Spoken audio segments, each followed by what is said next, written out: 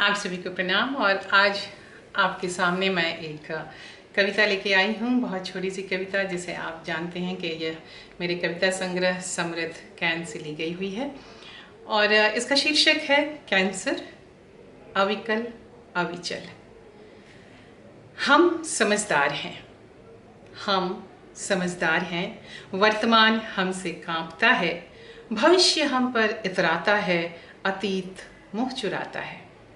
वक्त के जबड़े में हम, हमारी हथेली में सिगरेट, धुआं, शराब, तंबाकू, गुटखा और अपने होने का ताकतमय एहसास।